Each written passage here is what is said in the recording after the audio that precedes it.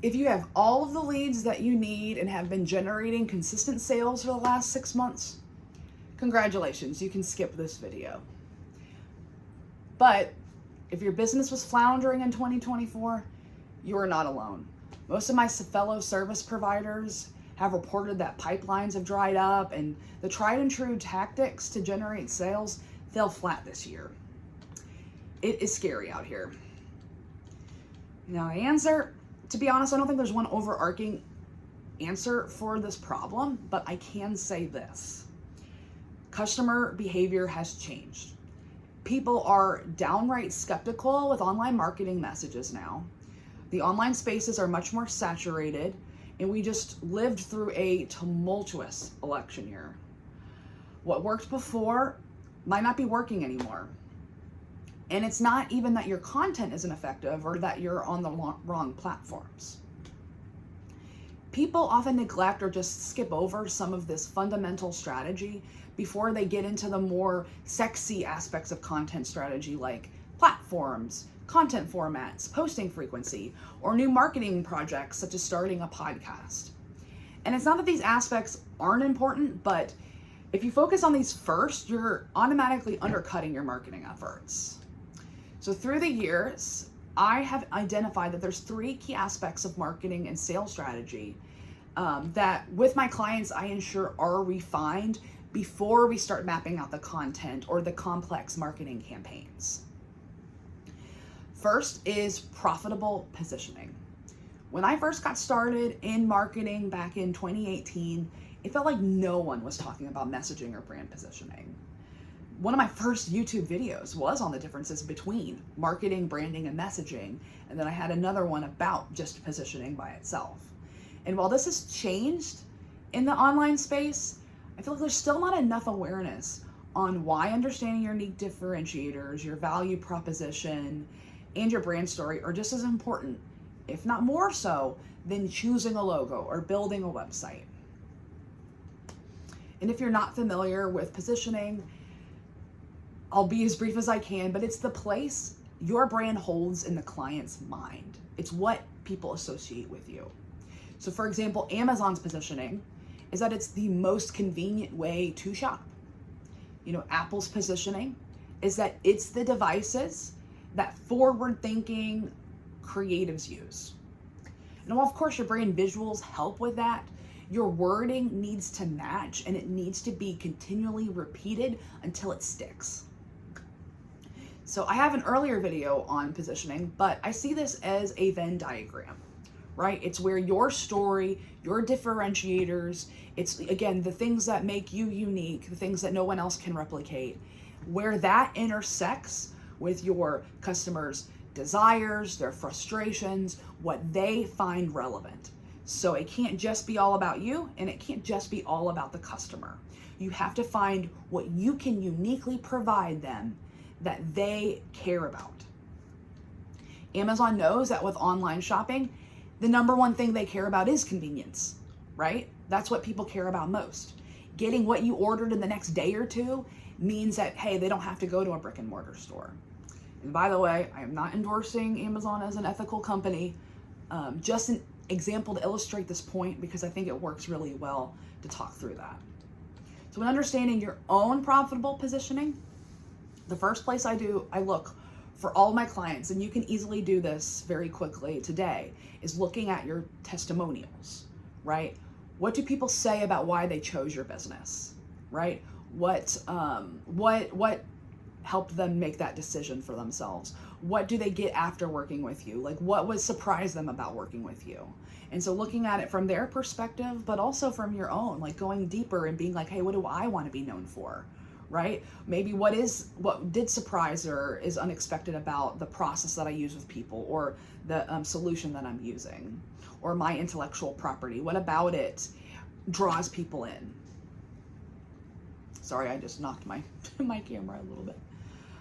So from that, you can start using it in your elevator pitch, your headlines, like on your website or your sales or landing pages, your pitch deck. I will just forewarn you now, it's never going to be perfect. But the trick is really getting it out there as quickly as possible, getting that feedback on it as quickly as you can so you can start continuing to iterate and improve. And getting that feedback is essential, because it's, again, how the customer sees you in their mind. It's not about how you want to be seen. We're going to try to help manipulate that, not manipulate it, but like leverage, hey, this is how the wording I want to be known for, but that's not necessarily how it's going to be received. So you have to get the feedback on the receiving end as well. Second aspect is that seamless customer journey. And I know this often feels very technical, it's unsexy, I'll get to that later, but it's really the main way you can improve the marketing and sales effectiveness, or really being able to measure it in the first place. Because people are on different platforms for different reasons. Different types of content, lengths of content, formats of content serve unique purposes in our businesses. So in an earlier video, I dunked really hard on social media, algorithm proof your business, why social media kind of sucks. But in some ways, I'm softening my stance in this one. I still think it's not going to be the platform that will do everything for you, that will let people find you, that will learn enough about you, inquire to make a sale. Like, it's not going to take people through the entire customer journey process on its own. It's essentially a place where people are scrolling to be entertained, or maybe keep up with the people that they follow, friends, family, loved ones, colleagues, and things like that. So for a simplified customer journey, there's many versions, but I'll boil it down to the most essential components, and that is awareness, engagement, and conversion. 3. I did it with my thumb. 3. For consistent sales, you need to consistently get out in front of new people and new audiences. You can't just be talking to the same people every time. People get burned out and people get fatigued. Ways to kind of build that awareness: you can be interviewed on podcasts, you can guest contribute to outlets, pitch for maybe press mentions if you have some press in mind, or maybe to speak in front of people or conferences. You could do collaborations with other people in your industry, maybe such as joint webinars. And I find that this is great for like a short-term boost and spike in visibility, but some of these also can just build over time as well, right? Because things like podcasts can still be searched. Things like press mentions will continue to build over time. The more longer-term strategies, meaning you might not see a short-term spike right away, but they will build on themselves, is things like optimizing for search engines, including utilizing Pinterest, creating videos for YouTube, creating consistent content for your website. And while I know that search algorithms are changing, especially as AI is being utilized more in that way, there's still going to be people who want more of a depth that they can't get from just like a blip on the AI overview or a blip on a 60-second reel. Like, that depth of content will still be necessary for people to get a better sense of what it's like to work with you. Because the goal is to help continue to educate people on the problem that you solve. It's, again, can further cement that positioning that you are trying to adapt, and help them make the best choice for their needs and that of their organization. And this is where the more conventional content that we tend to associate with marketing comes in, right? Like things like the email newsletters, the social media, like creating your own podcast. These all fit that bill. However, you don't have to stick with just the conventional. You can start to try to get creative with that engagement strategy as well. Maybe instead of a Facebook group, right? Maybe you have a Slack channel or like a Discord server where people can gather and share resources and ask each other questions.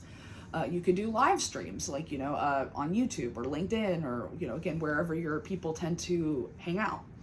You can do like an Ask Me Anything session. You can do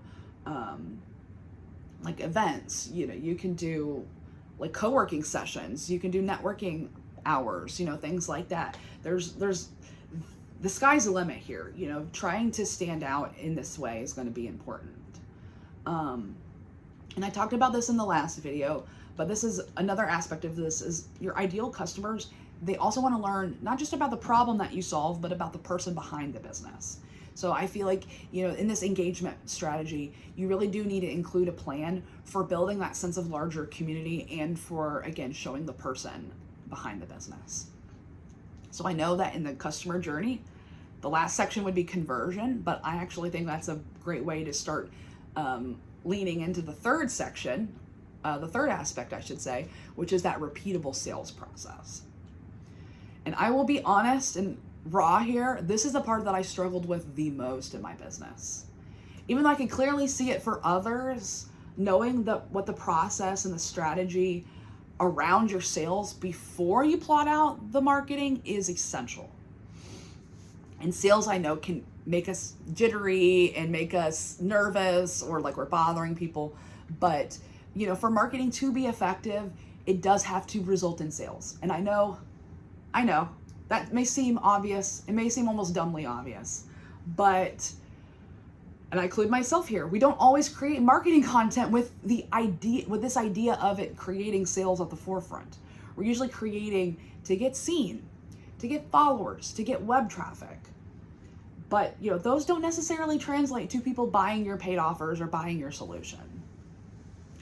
And what I mean by a sales process, it isn't just knowing, hey, in order to work with me, people should fill out an inquiry form, or people should schedule a discovery call, or I need to send a proposal, or, if you're a SaaS provider, I need to offer them a demo, or I need to offer them a free trial. These are aspects to the sales process, but that is not everything. Before you get to that point, you need to give folks a low risk way to try out your business. And yes, that can be a free trial, but it could also be like a free assessment. It could be a workshop. It could be an audit. It could be maybe a template or an interactive tool or demo.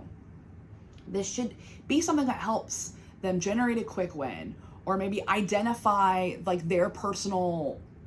how to adapt your solution to their personal problems or challenges. And can even help start building momentum toward that desired result. This gets people into that action-taking mode instead of that consuming mode, right? Engagement is more of that passive consumption. Conversion and the repeatable sales process is action, taking the actions. And this is already going to help them already have a sense, hey, this person's going to be a good fit for my needs. They've already tried you on for size. They understand your unique approach, your unique solution, your unique intellectual property, and they're trying to gauge if that's a good fit for them already. And then from there, you need to have a solid follow-up process, because people are busy. We're constantly being sidetracked, even like mid-purchase potentially. So knowing how you will follow up. Again, is it through emails? Is it through DMs? Are you going to utilize video or voice? And the frequency of when you're going to follow up. Again, it helps take those jitters out of it because you've already made those decisions ahead of time. You don't need to second guess yourself. And then, of course, once you've gotten through that follow-up and you're getting people engaged in that follow-up process, then you can move to the more standard aspects that we talked about, like the getting on calls or sending proposals, and having that being able to be repeated over and over again for new leads. So if you don't know if you have those systems in place in your business, right, it can be often hard to see our businesses objectively. So I created a free scorecard that can gauge which of these 3 systems, may need to be prioritized or where you can focus on to strengthen your marketing and sales going into the new year. And I do want to start doing weekly live streams again. So for December, I'm planning to do like an AMA, an Ask Me Anything session, specifically on marketing strategy topics as we gear up and we start doing our annual planning for 2025. So let me know, what questions do you have? Go in the comments. What day works best for you? What questions do you have?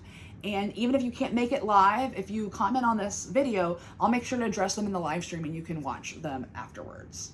So thank you again.